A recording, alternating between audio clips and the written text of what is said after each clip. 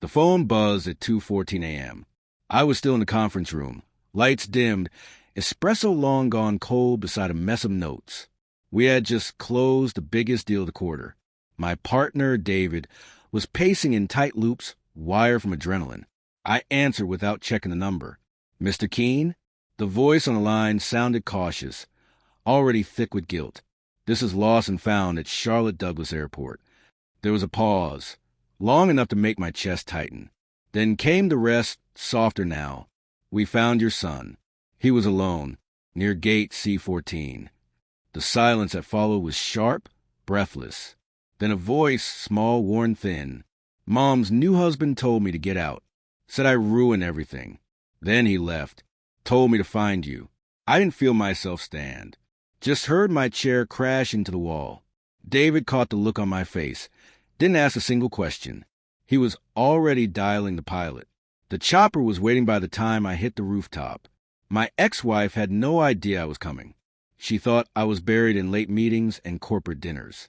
She had no clue what I was about to discover. My son wasn't even supposed to be with her husband that week. She'd asked to switch weekends. For a couple's retreat, she claimed. A chance to reconnect.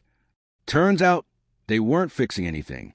They were just hiding from themselves, from the mess, from the truth. When I got to the airport, I spotted him curled up on one of those hard plastic chairs, backpack clutched tight against his chest like a shield. One sock on, shoelaces dragging. He looked up when I walked over, but said nothing, just stepped into my arms and buried his face in my coat. No questions about his mother, no mention of home. That's when I understood. It wasn't just that he'd been left behind. It was what that moment had confirmed inside him. Something he couldn't name yet. He didn't cry, but the silence around him screamed. And my ex? Not a single missed call. No text. Nothing. I checked again as we lifted off in the chopper. Still nothing.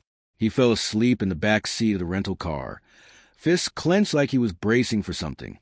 I watched how he twitched under every passing streetlight. Those weren't dream startles. Those were memory jolts. The kind that should never live inside a child. I didn't sleep that night. I made a list instead. Names, dates, places. 2 years ago, she told me her new husband was kind, that he was good for him, better than I'd ever been. And I believed her, blamed myself, thought maybe distance had left a vacuum I couldn't fill. But now I knew.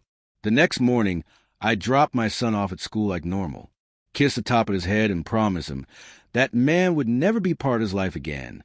Then I drove straight to my lawyer, filed for full custody. Quietly, immediately, then I started digging. Phone logs, credit card trails, hotel records. It didn't take long. He wasn't just cruel. He was dangerous. Fake names, sealed CPS files, past investigations, a history hidden under charm and lies. Either my ex knew and turned away, or she refused to see it. Either way, she failed. And in that failure, she gave up the right to be trusted. I compiled everything, photos, timestamps, affidavits. Not with rage, with precision, a quiet kind of fury, loaded piece by piece like a weapon. I waited until Friday, her pickup day. But this time, when she arrived at her house, she didn't find our son. She found me sitting on her porch. She stepped out laughing until she saw what I held, a thick folder. "What's this, Jonah?" she asked. I said nothing, just handed it over. As she flipped through it, the color drained from her face. Custody filings, surveillance photos, a time-stamped shot of her husband jerking our son by the arm outside a Walmart.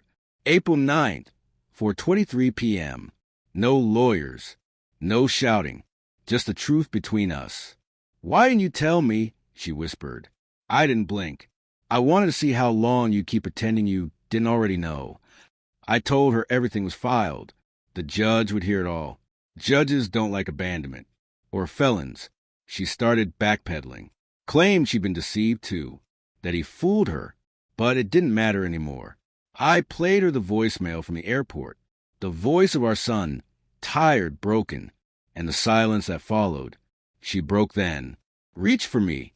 Please don't do this." I stepped back. I'm not doing anything. I said, you already did.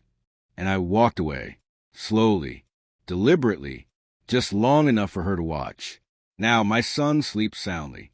No flinching, no guarding the door. He laughs more freely now. But sometimes I still catch him checking over his shoulder, like he's waiting for something bad to show up. I let him. We all heal in our own time. I didn't torture life. Didn't go to the press. Didn't scream. I let the truth speak where noise never could. She sends emails now and then. I don't read them. Control isn't fury. It's restraint. It's knowing you could destroy someone and choosing to let them sit in the ruins they built instead.